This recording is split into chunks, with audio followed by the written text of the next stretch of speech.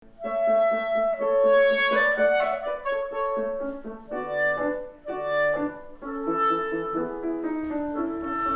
en 1949, le Conservatoire central de la musique à Beijing est l'établissement universitaire musical le plus prestigieux en Chine. Aujourd'hui, les jeunes musiciens talentueux accueillent ici un maître français, virtuose de la clarinette, Raphaël Sévère. Eh bien, le niveau ici en Chine est vraiment excellent.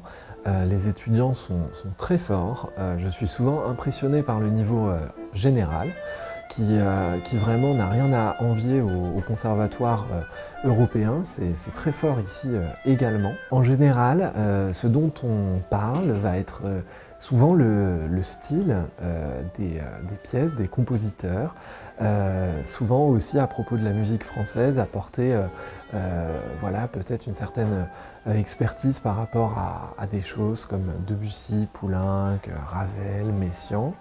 Et pour tout ce qui est du style classique et romantique, par exemple Mozart ou Brahms, Schumann, ici on me pose beaucoup de questions sur la façon d'aborder le travail sur ces pièces, ces répertoires.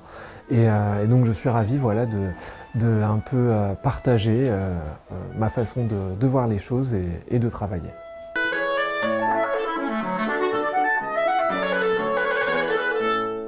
Pour ces jeunes Chinois, les échanges avec le célèbre clarinettiste français leur apportent une autre compréhension et une approche nouvelle de l'interprétation des grandes œuvres européennes.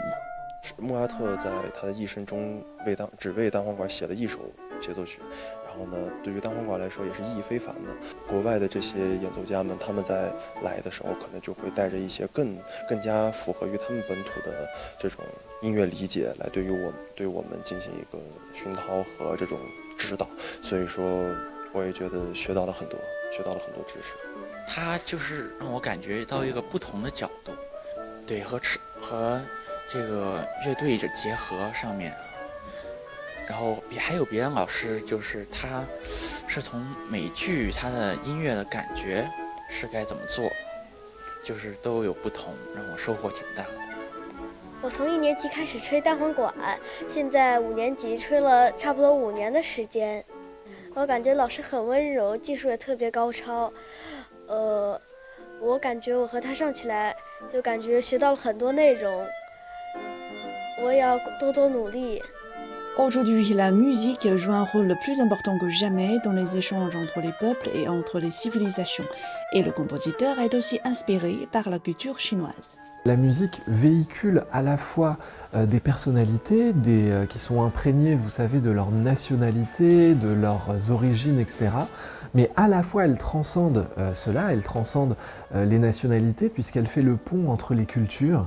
Et comme dans ma pièce Phénix, où on a vraiment une musique qui est que j'ai essayé de décrire dans le sens de l'universalité pour qu'elle soit le plus transversale possible et qu'elle fasse vraiment ce pont entre l'Europe et l'Asie. Et je suis vraiment fasciné par de nombreuses histoires, tant légendaires que réelles, en Chine. Et j'aimerais beaucoup à l'avenir écrire à nouveau à partir d'histoires chinoises, parce que c'est vraiment quelque chose qui m'intéresse particulièrement. Les échanges culturels entre les pays orientaux et les pays occidentaux contribuent non seulement au développement de leur propre culture, mais aussi à la diversité de la musique.